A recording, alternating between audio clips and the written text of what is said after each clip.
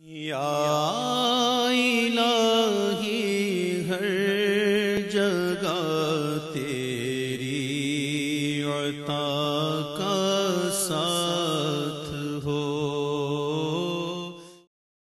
سورۃ عبس، بسم اللہ الرحمن الرحیم۔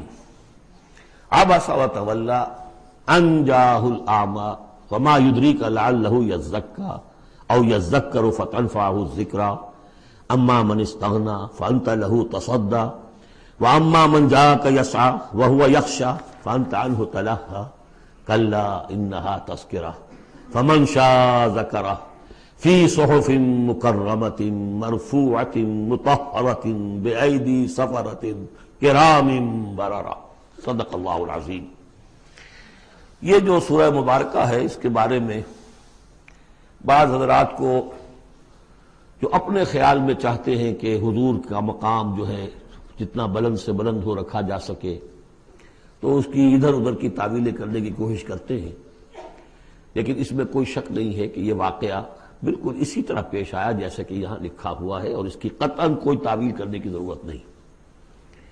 دیکھیے، نبی کا معاملہ یہ ہوتا ہے، رسول کا معاملہ خاص طور پر، کہ اسے دیکھنا ہوتا ہے کہ مجھے ایک عظیم جو میرے اوپر ذمہ داری ڈال دی گئی ہے، اس کے پورا کرنے کے لیے بہتر راستہ کون سا ہے۔ اب ظاہر بات ایک معاشرہ ہے، اس معاشرے کے اندر طبقات ہیں، ڈی فیکٹو ہیں، آپ کے لیے تو وہ گیون ہیں، آپ نے خود تو پیدا نہیں کیے ہیں، موجود ہیں۔ اب ان میں ظاہر بات ہے جو لوگ زیادہ اثر و رسوخ رکھنے والے ہیں، ان میں سے ایک اگر ایمان لے آئے تو وہ دوسرے عوام الناس میں سے بیسیوں اور دسیوں کے مقابلے میں زیادہ اہم ہو جائے گا۔ موٹی سی بات ہے، اس میں کوئی راز والی بات تو ہے نہیں۔ اس لیے حضور نے دعا کی، جھولی پسار کر دعا کی، پروردگار عمر بن الخطاب اور عمرو بن ہشام یعنی ابو جہل میں سے ایک کو تو میری جھولی میں ضرور ڈال دے۔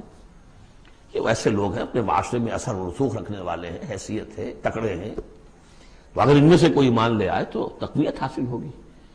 تو نتیجہ یہ نکلتا تھا کہ حضور ایسے لوگوں کی طرف زیادہ راغب رہتے تھے، توجہ فرماتے تھے۔ پھر خاص طور پر جو لوگ اپنے ساتھی ایمان لے آئے ہیں، اب یہ کہ ظاہر بات ہے وہ تو اپنے ہی ہیں، آدمی بسا اوقات کچھ زیادتی کر بیٹھتا اپنوں کے اوپر، اور اس کی اپنائیت ہی در حقیقت کہ یہ تو اپنا ہے، اس کو کوئی بات نہیں، سہ جائے گا، برداشت کر لے گا، اور یہ سمجھ لے گا کہ اس میں کوئی مصلحت ہوگی۔ تو اگر اس طرح کا رویہ ہو تو یہ بالکل منطقی ہے، سمجھ میں آنے والی بات ہے کہ ایک روز حضور کے پاس کچھ قریش کے سردار بیٹھے ہوئے تھے، گفتگو کر رہے تھے۔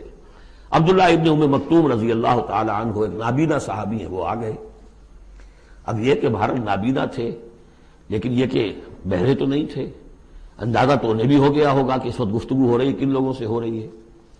اور جو نابینا ہوتے ہیں اللہ تعالیٰ ان کی کوئی اور ایک رنگ تیز کر دیتا ہے، کمپنسیٹ تو کرتا ہے نا ان کو۔ تو انہیں یہ چاہیے تھا کہ اس وقت وہ خاموش رہتے۔ انہوں نے یہ کیا، بار بار حضور کو اپنی طرف متوجہ کر رہے، حضور ان سے گفتگو کر رہے ہیں اس وقت۔ اس پر کچھ ناگواری کے آثار پیدا ہوئے، حضور کی تیوری پر بل پڑ گئے، اور حضور ان کی طرف متوجہ نہیں ہوئے۔ وہ بددل ہو کر وہاں سے اٹھ کر چلے گئے۔ اس پر پھر یہ کہہ لیجئے حضور کا لفظ عتاب، یہ عتاب نازل ہوا مجھ پر، اس لیے کہ اس کے بعد پھر جب کبھی بھی آتے تھے عبداللہ ابن ام مکتوم تو حضور فرمایا کرتے مرحبا بالذی عاتبنی اللہ فیہ، مرحبا اس شخص کے لیے جس کے بارے میں اللہ نے مجھ پر عتاب فرمایا ہے۔ اب اس میں یہ تعویل کرنا کہ یہ حضور کے مقام تو یہ ہو ہی نہیں سکتا، انہونی بات ہے، ادھر سے ادھر سے، قطعاً کوئی ضرورت نہیں۔ یہ رسول بھی بشر ہوتا ہے، بشر ہونے کے علاوہ میں نے آپ کو بتایا ہے یہ دعوت کا تقاضا ہے۔ اب جو یہ ہمارے اس وقت کے جو ساتھی تھے، غریب جو حضور کے ساتھی تھے، اور جو جن کو پیٹا جا رہا تھا، مارا جا رہا تھا، جو مزدور تھے، جو وہاں کے غلام تھے، ظاہر بات ہے کوئی صاحب حیثیت کوئی شخص ایمان لے آتا تو ان کی تکالیف میں کمی ہوتی، انہیں ایک طرح کی سپورٹ ملتی۔ اس لیے جہاں تک نیت کا معاملہ وہ بالکل ٹھیک تھا۔ البتہ یہ کہ کسی وقت ایسا ہوتا ہے کہ نیک نیتی کے ساتھ بھی نیکی کا جذبہ بھی ایک حد اعتدال سے تجاوز کر جاتا ہے، اور یہ قاعدہ ہے کہ حسنات الابرار سیئات المقربین، یہ درجات کی بات ہے، یہ بات عام آدمی کرتا کوئی بات نہیں تھی، یہ بات محمد سے سرزد ہوئی صلی اللہ علیہ وسلم۔ تو اللہ تعالیٰ اپنے بڑے بندوں کی جو ہے چھوٹی خطاؤں کے اوپر بھی ایسا انداز اختیار کرتے ہیں کہ جیسے ان سے بہت بڑی خطا ہو گئی۔ تو یہ ہے سارے مسائل سامنے ہو تو پھر کوئی ضرورت کسی تعویل کی نہیں۔ عبس وتولی، اب بار بار جو انہوں نے متوجہ کیا ہوگا تو حضور کا کہ چہرے پر کچھ تھوڑی سی ناگواری سے شکنیں پڑ گئیں اور آپ نے ان کی طرف خطاب نہیں کیا، پھر موڑ میری طرف دیکھیے، وہ دیکھ کر پھر یہ ماتھے پر شکنیں لے کر آپ نے پھر منہ موڑ لیا۔ انجاہ الاعمی، اس بات پر کہ اس کے پاس ایک نابینا آیا۔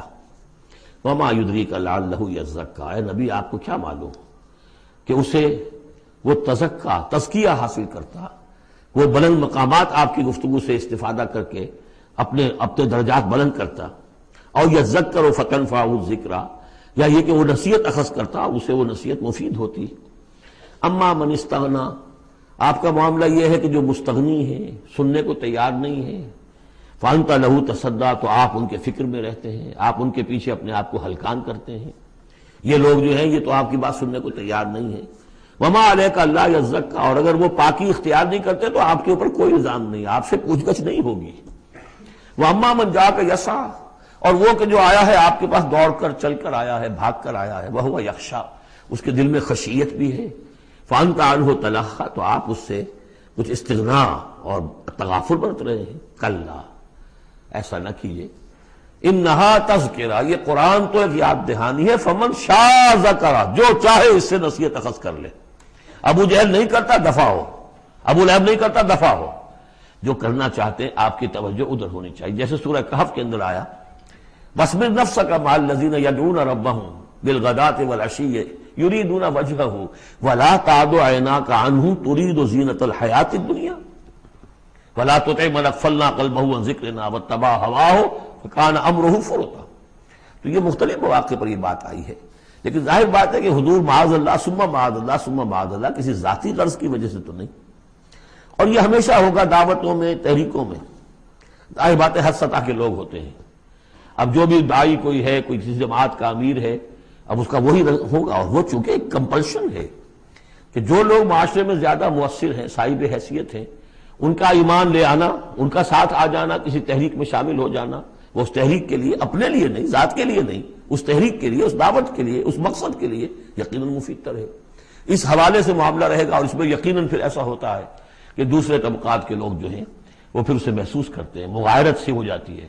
تو یہ در حقیقت دنیا میں بھی یوں سمجھیے کہ ہر اعتبار سے یہ پل سرات جسے ہم کہتے ہیں کہ اس کو بال سے زیادہ باریک اور تلوار کی دھار سے زیادہ تیز ہوگی، وہ دنیا میں بھی ہے۔ دو انتہاؤں کا معاملہ ہر وقت رہتا ہے۔ کوئی شخص جو ہے وہ اپنی خودداری، عزت نفس کی وجہ سے ایک رویہ اختیار کرتا، دوسرا سمجھتا متکبر ہے۔ یہ ایک شخص ہے جو کسی کے ساتھ ملائمت سے پیش آتا ہے، دوسرا سمجھتا ہے میری خوشامد کر رہا ہے، چاپلوسی کر رہا ہے۔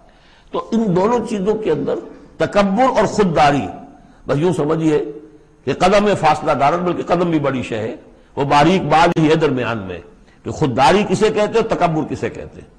تو اس میں یہ ہے کہ ہر معاملے کے اندر کوشش ہونی چاہیے درمیانی راستے کی، جتنی بھی انسان کر سکے۔ یہاں جس شان کے ساتھ قرآن کا ذکر ہوا ہے کہ اس قرآن مجید کو بھی آپ اپنا جس طریقے سے اپنی فرض رسالت کی ادائیگی کے لیے جس طرح آپ اپنے آپ کو ہلکان کر رہے ہیں، اس میں ایک پہلو اور بھی ہے، اس قرآن کی بھی توہین ہو رہی ہے۔ اس قرآن کو بھی لیے آپ پھر رہے ہیں، ان کو دے رہے ہیں، پڑھو اور سنو اور سمجھو، پھر میں سناتا ہوں، پھر سناتا ہوں۔ کلا انہا تذکرہ فمن شاء ذکرہ، نہیں، یہ تو ایک نصیحت ہے، جو چاہے اخذ کرے، جو نہیں کرنا چاہتا دفع ہو۔ فی صحف مکرمۃ، اور یہ قرآن اصل میں تو ہے بڑے باعزت صحیفوں میں، بلکہ یہ چوتھا مقام آ گیا، اگرچہ یہاں پہ لفظ نہیں آیا ہے وہ، جیسے کہ ہم پڑھ چکے ہیں حوامیم کے سلسلے میں۔ یہ قرآن کہاں ہے؟ وَإِنَّهُ فِي أُمِّ الْكِتَابِ لَدَيْنَا لَعَلِيٌّ حَكِيمٌ، یہ تو ام الکتاب کے اندر ہے، جو ہمارے پاس ہے اور بڑے بلند مقام پر ہے۔ اور سورہ واقعہ میں ہم پڑھ چکے ہیں یہ قرآن کہاں ہے؟ فی کتاب مکنون لا یمسہ الا المطہرون، یہ تو چھپی ہوئی کتاب میں ہے، مخفی کتاب میں ہے، اسے چھو ہی نہیں سکتے مگر صرف وہی جو نہایت پاک باز ہیں۔ کون ہے نہایت پاک باز؟ فرشتے ہیں، ان کے ساتھ نفس امارہ ہے ہی نہیں، ان کے ساتھ وہ عالم خلق کا کوئی تقاضا ہے ہی نہیں، وہی ہے کہ جو اس کے وہاں پر جو ہے ان کے سامنے وہی لکھنے والے، آ جائے گا لکھنے والے، آگے چل کر آئے گا۔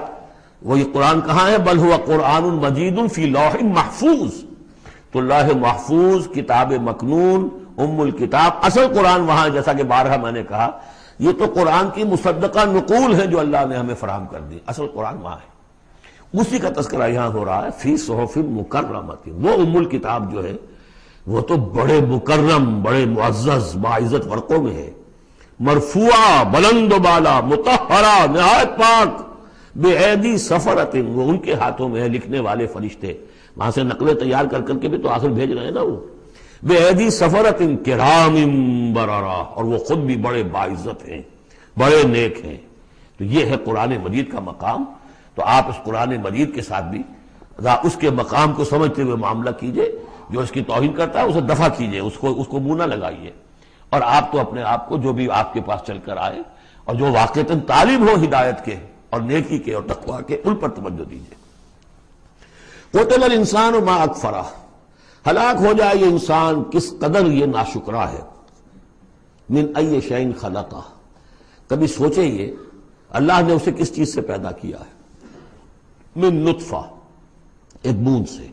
خلقہ، اسے بنایا. فقدرہ، اس کا ایک اندازہ مقرر کر دیا. دیکھیے ہر انسان کا ایک اندازہ ہے، شاکلہ. آج ہم سمجھتے ہیں جینز ہیں، ہر شخص کو جو جینز ملے ہیں اسی کے حساب سے اس کا شاکلہ وجود میں آئے گا. یا تو اس کو جو جینز مل رہا ہے ماں سے اور باپ سے، اور یا پھر یہ ہے کہ جس ماحول میں اللہ نے اس کو پیدا کیا اس سے اس کا ایک شاکلہ وجود میں آتا ہے. تو فرمایا کہ اس کا پھر ایک اندازہ بھی ہم نے مقرر کر دیا.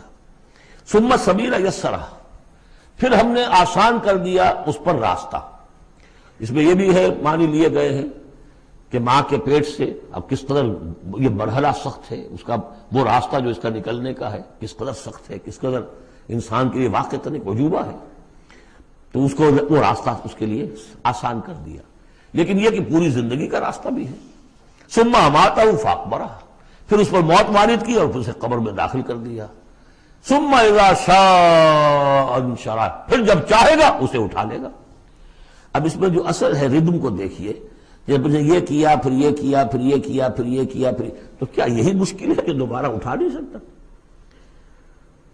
قتل الانسان ما اکفرہ من ای شیء خلقہ من نطفہ خلقہ فقدرہ ثم السبیل یسرہ ثم اماتہ فاقبرہ ثم اذا شاء انشرہ کلا لما یقض ما امرہ. کوئی نہیں، لیکن اس نے تاحال وہ بات پوری نہیں کی جس کا کہ اسے حکم دیا گیا تھا. فَلْيَنظُرِ الْإِنسَانُ إِلَىٰ طَعَامِهِ، تو ابھی اگر کوئی شک ہے تو ذرا انسان غور کرے اسے کس طرح پیدا کیا تھا، اب اس کے لیے غذا کہاں سے اللہ دے رہا ہے، اس کا پیدا کرنے والا.